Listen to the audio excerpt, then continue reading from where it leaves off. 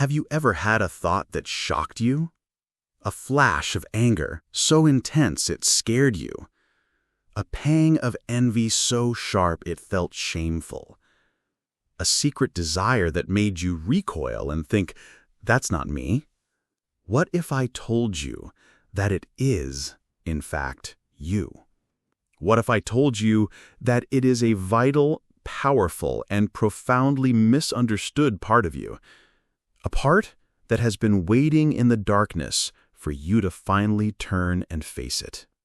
Today, we safely meet the face behind the mask. We meet your shadow. For your entire life, you have been taught to strive for the light, to be good, to be positive, to be kind. But Carl Jung, the great psychologist of the soul, discovered a staggering truth. The more you chase the light and deny the dark, the more powerless and fragmented you become. He taught that true wholeness is not found by eliminating your shadow. It is found by embracing it. You might be afraid of what you will find. I know I was when I first began this work. But as a psychologist who has guided thousands of people through this sacred territory, I can promise you this. What you will find in your shadow is not a monster. You will find your lost strength, your suppressed vitality, and the keys to your freedom. But where did this bag come from? You weren't born carrying it. The shadow is not something you were born with. It is something you were taught to create. It begins in childhood. It begins with a single, powerful lesson.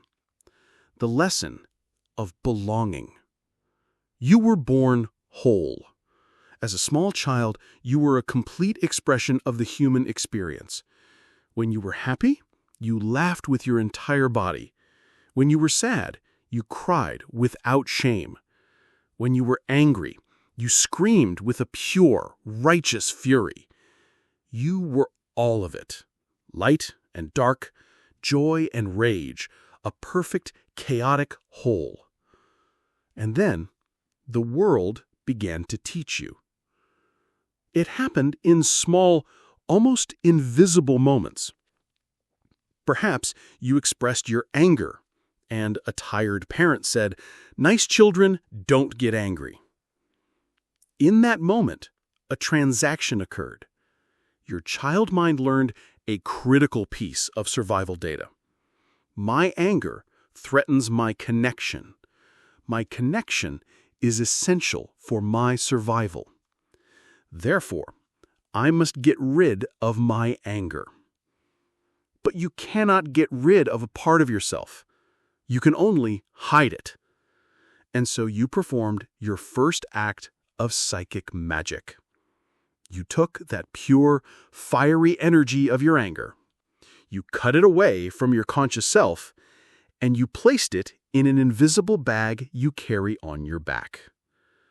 A few years later, perhaps you felt a sharp pang of envy when a sibling got a gift you wanted. And an adult said, "Don't be jealous, you should be happy for them." Another lesson. My envy makes me a bad person. So you took your envy and you put it in the bag. You took your sadness and were told not to cry, so you put it in the bag. You took your fear and were told to be brave, so you put it in the bag. This bag, my friends, this is the shadow.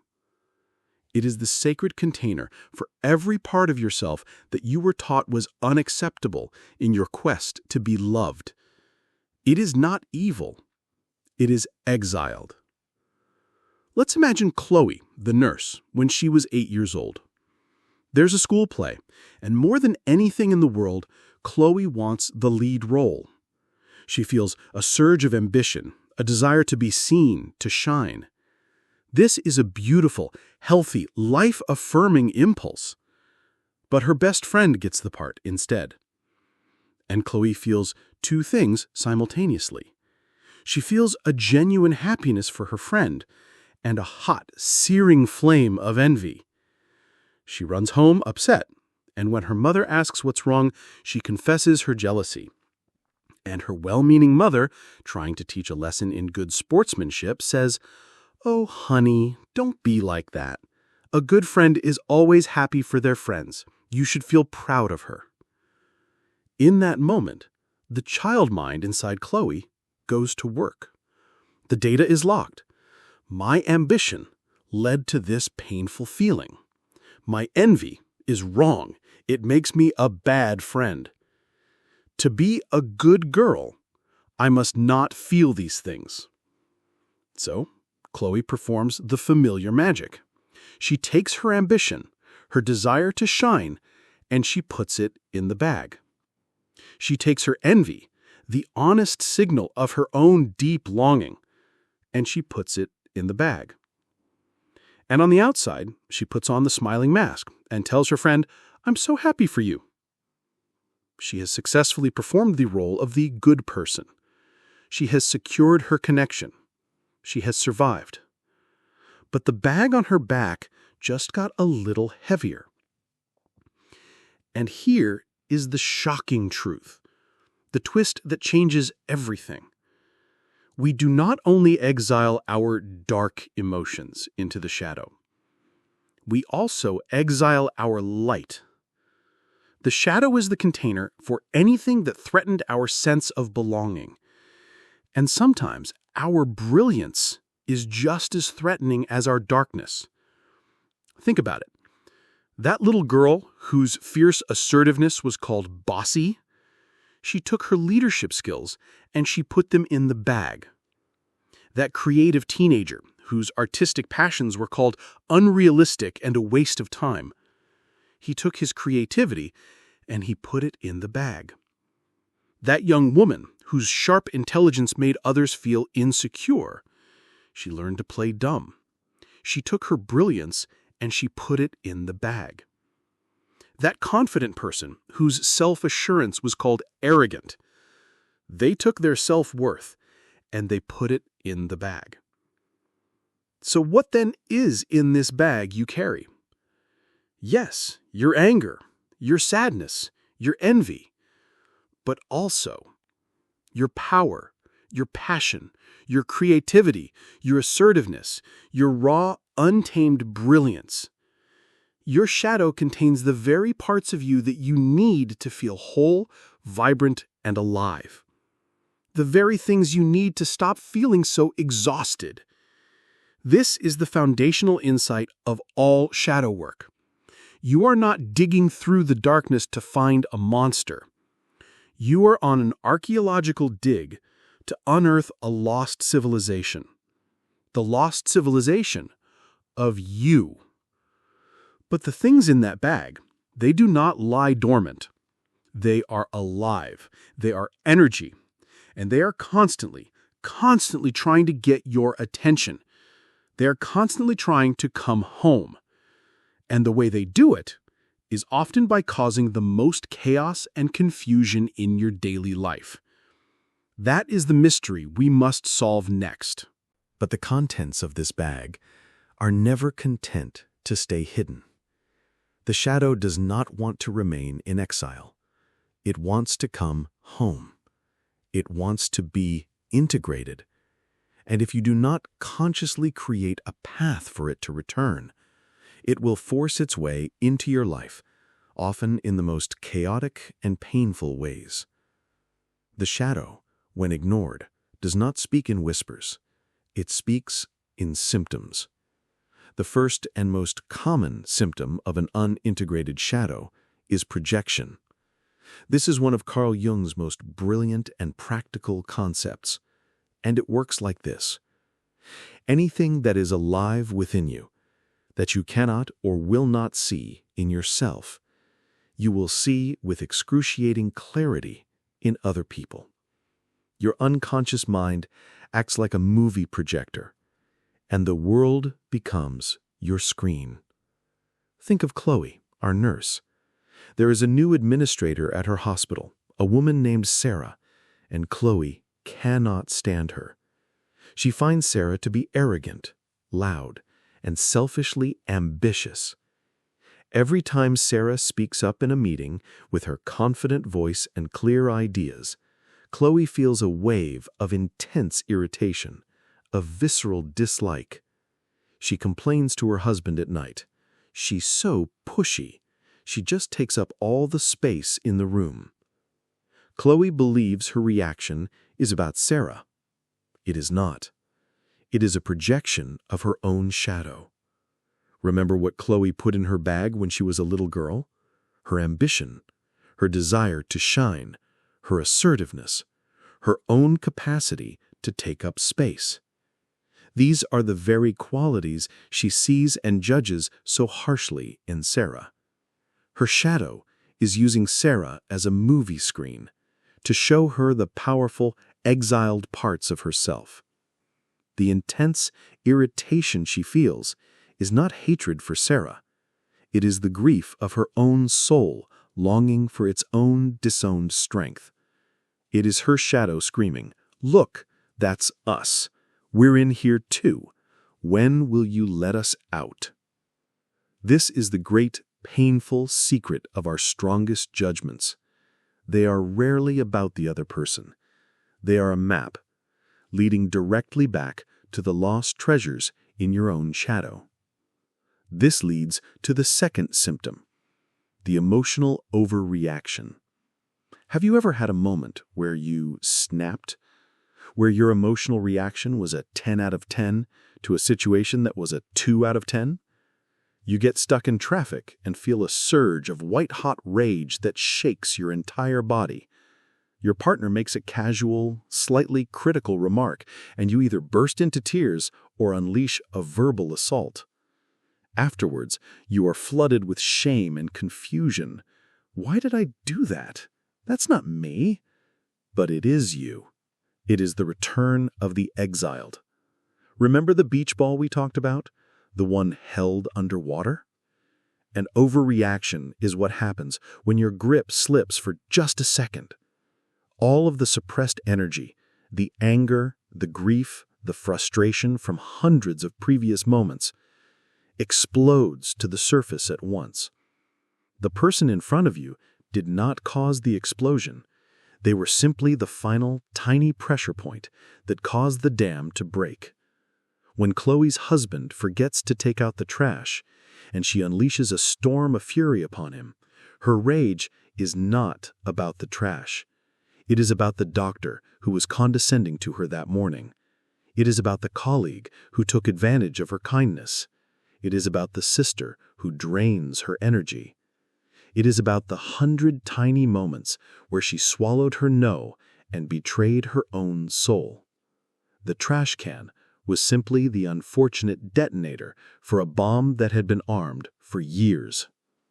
Your overreactions are not a sign that you are crazy. They are a sign that your shadow is full. The container can no longer hold the pressure of all that you have suppressed. It is a desperate, painful plea for release.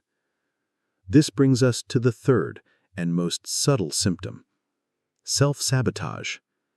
The shadow longs to be acknowledged. It craves the light of your consciousness. And if you consistently ignore its projections and its emotional outbursts, it may resort to a more direct strategy. It may begin to trip you up, unconsciously, of course.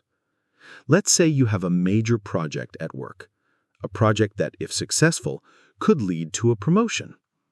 It could allow you to finally be seen for your brilliance, the very brilliance you exiled into your shadow as a child.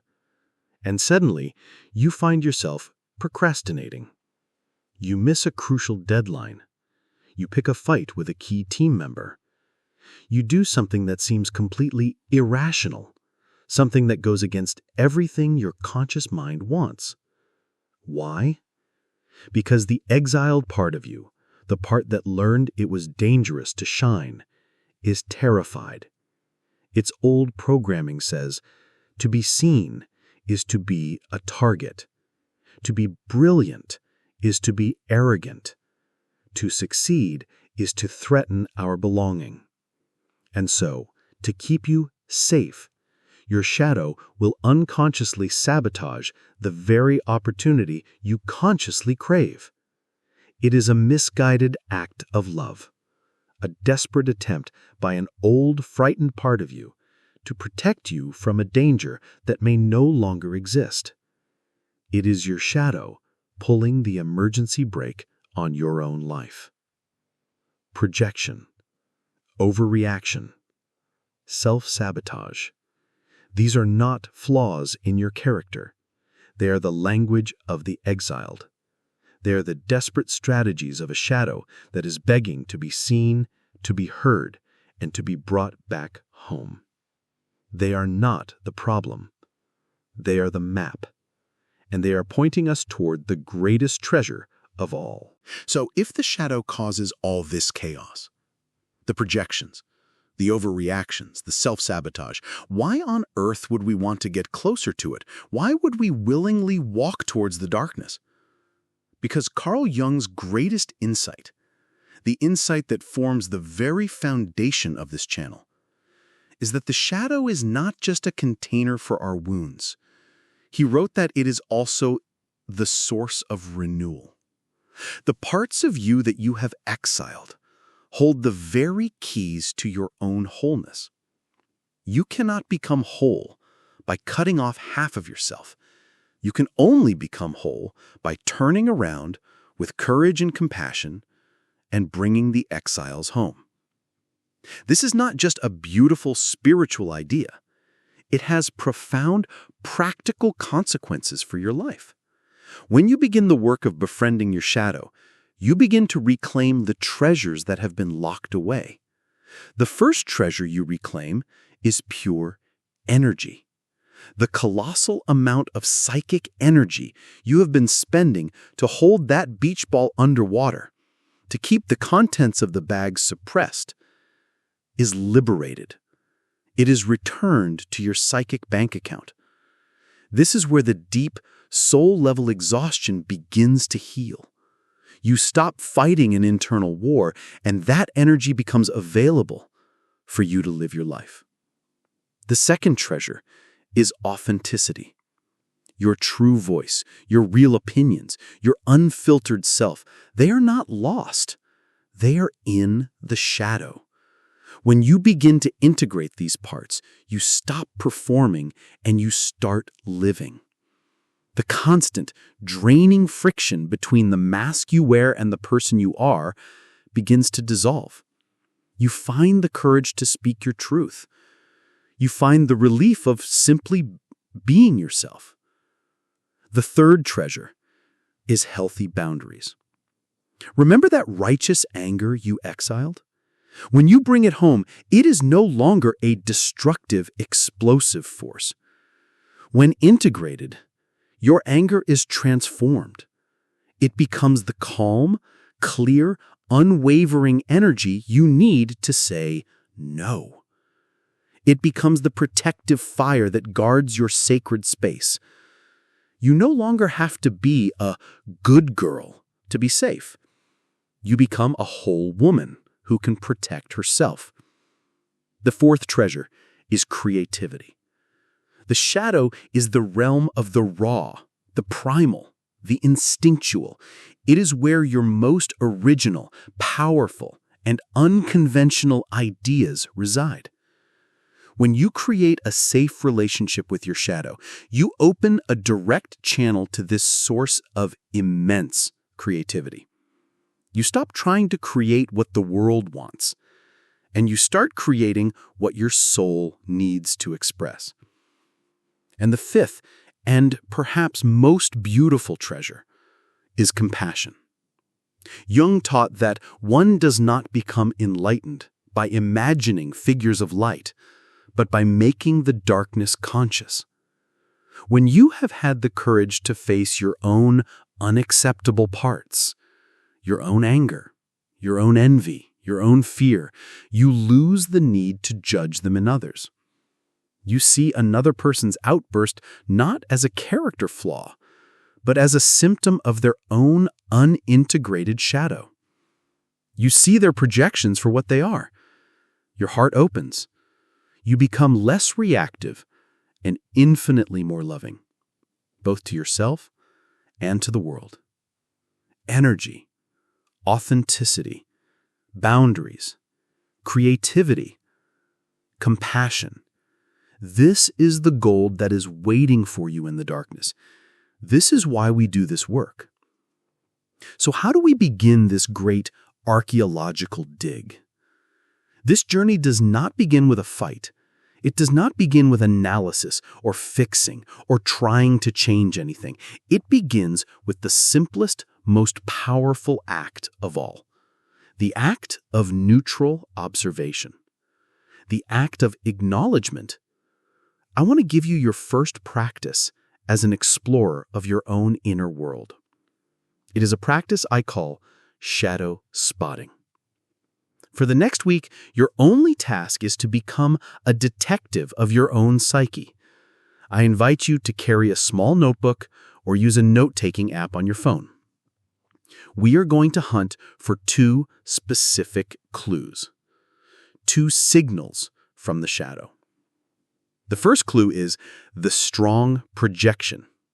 When you feel a powerful wave of judgment, irritation, or intense annoyance towards another person, after the feeling has passed, I invite you to simply, privately, write it down. Just the data. For example, I had a strong reaction to my boss being so arrogant. Or I felt intense irritation when that person on social media was showing off. And now here's the most important rule of this practice. The golden rule. Do not analyze. Do not ask why. Do not judge yourself for having the reaction. Do not try to figure it out. You are simply gathering data. You are a cartographer mapping an undiscovered country. That is all. This act of simple, non-judgmental observation is the beginning of making the darkness conscious. You are simply saying to your shadow for the first time in a very long time, I see you. Today, we have stood at the edge of a great mystery, and we have given it a new name. Not evil, but exiled. We have learned that the shadow is not a monster you were born with. It is an invisible bag you were taught to carry. A bag filled with every part of yourself that was deemed unacceptable in your childhood quest to be loved. We have filled this bag with our anger, our sadness, our envy. But we have also filled it with our brilliance, our assertiveness, and our power. We have learned that this bag is not dormant. Its contents are alive, and they speak to us through the confusing language of symptoms, through the people who trigger us with an irrational intensity, a phenomenon Carl Jung called projection, through the emotional overreactions that leave us feeling ashamed and out of control, through the subtle acts of self-sabotage that hold us back from our own light. These are not your flaws. They are clues. They are messages from the lost parts of you, begging to be seen. And finally, we have understood why we must answer their call. Because in that bag, in that darkness, is the treasure. The energy, the authenticity, the boundaries, and the compassion you need to become whole. The practice we have explored today, the gentle act of shadow spotting, is your first step on this sacred archaeological dig. It is an act of profound courage, but it is a gentle courage. You are not being asked to fight a dragon. You are simply being asked to notice its tracks in the sand, to become a kind witness to your own inner world, to create a map of this undiscovered country without judgment and with infinite curiosity. Remember the golden rule of this first step. Your only job is to observe, not to analyze, not to fix, simply to gather the data. To say to your exiled parts, perhaps for the first time in your entire life, I see you, I am listening now. But as you begin this practice, as you start to notice the projections that irritate you, you may begin to notice something else. You'll begin to notice that not all projections are negative. What about the people you admire so much it almost hurts? What about the intense fascination you feel for someone's courage, creativity, or freedom? What about the sharp pang of envy that is not hateful, but is filled with a deep, soul-level longing? This too is a projection. But it is not a projection of your darkness. It is a projection of your light. A projection of the most brilliant, magnificent, and powerful parts of you that you were so afraid to own, you exiled them into the shadow alongside everything else. Carl Jung gave this a beautiful name. He called it the golden shadow. We have learned that there is treasure in the darkness. But what if the greatest treasure of all is not dark at all? What if it is pure, dazzling gold? That is the treasure hunt we will embark upon in our next conversation. For this week, your invitation is to simply become the explorer, to take out your journal and to spot the clues. To make this new relationship with your shadow real, I invite you to join a community of fellow explorers. This new perspective can bring a profound sense of relief, of hope, of possibility. Share one word in the comments that describes how you feel after this conversation. Relieved? Curious? Hopeful? By sharing, you affirm your own journey, and you light a candle for others who are just beginning to step into the dark. Thank you for your courage. The great excavation has begun.